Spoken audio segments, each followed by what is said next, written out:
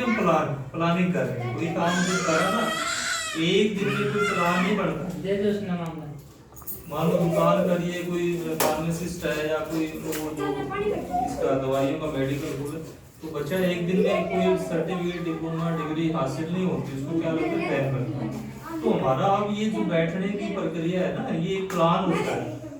इसमें आप समझोगे तो ये एक प्लानिंग है कि आगे हम 1 साल में, 2 साल में, 5 साल में ये प्लान बना के इस गरीबी को कम कर सकते हैं। गरीबी हमेशा देखिए उसको खत्म नहीं कर सकते, जड़ से मिटा नहीं सकते, ये चीजें सच्चाई, लेकिन ये भी उसको कम कर लेंगे, ये उस गरीबी को कम कर सकते हैं। जैसे आपने देखा होगा जो सबसे अमीर आदमी अपने देश का, वो भी सोचता है कि थोड़ा और अमीर हो जाए।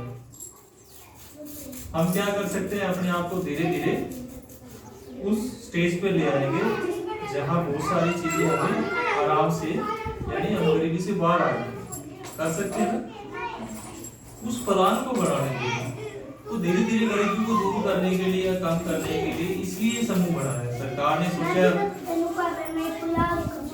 कि पहले एक योजना चल रही थी SGSY, सवर्ण जयंती ग्राम स्वरोजगार योजना, उसके तहत ये एनआरएम का प्रोग्राम चला। इसमें पहले महिला को, पुरुष को, बीपीएल को, बहुत सारी चीजों को जोड़ देते थे, लेकिन अब केवल और केवल लेडीज को, महिलाओं को जोड़ते हैं। उसके पीछे एक कारण है,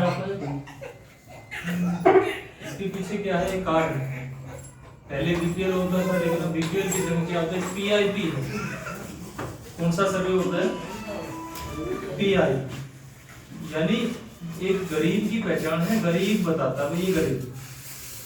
तो आपके पड़ोस में कोई भी घर, मैं नहीं समझ पाऊंगा, लेकिन आप तुरंत दौड़ी वो घर, उस घर में कोई कमाने वाला है, या उसमें शराब पीता है, या उसके बच्चे ज्यादा है, या उसके पास जमीन नहीं है, या उसके पास दुकान नहीं है, या उसके पास मकान है, ये सारी चीज कौन बताओगा, एक ही पड़ोसी उस पर। यानी कि जिसको हम क्या कहते हैं, PIP एक सर्वे होता है, जो एक दूसरे के द्वारा आप खुद बैठ के सर्वे करते हो कि हाँ हमारे ग्रुप के अंदर ये बिल्कुल गरीब है, या फिर इसके पास कोई साधन नहीं है, या इसको चीजों की जरूरत है, इसको पैसे की जरूरत है, इसको रोजगार की जरूरत है, या इसके बच्चों को क्या चाहिए, पढ़ाई चाहिए। तो ये इस तरह की जो प्लानिंग की काम है, और जो ये काम आप लिखोगे रजिस्ट्रों में, कागजों में, ये प्रक्रिया आपकी बच्चों तक जाती है, तो इसको कहते हैं पूरे को एक VPR, village poverty reduction plan, गरीबी उन्मूलन प्रोग्राम। ठीक है, गरीबी को कम करने के लिए आपने बैठना है, बैठ के इस चीज पे चर्चा करनी है।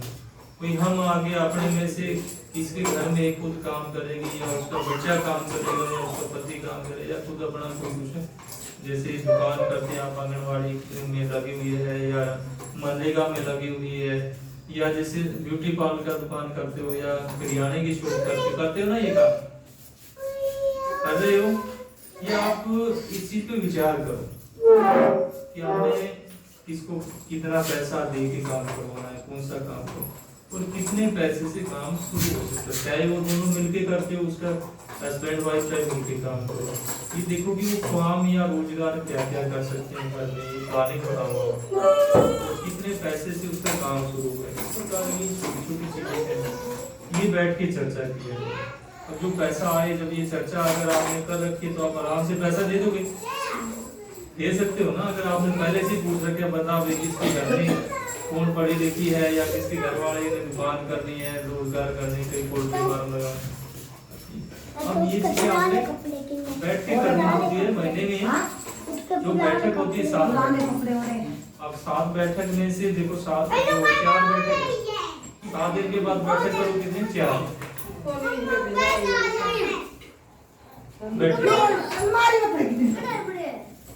तो इस बैठक के दौरान आप ये चर्चा जरूर करें, क्या प्लान बनाओ। दूसरा, अपनी 100 रुपए इकट्ठा करो। देखो आप 100 रुपए इकट्ठा करते हैं, मिलके जो बचत हुई है, गरीबी कम कर देगा। 1000 रुपए कर सकता है, लग तो सकता है, एकदम लेने पता भी नहीं।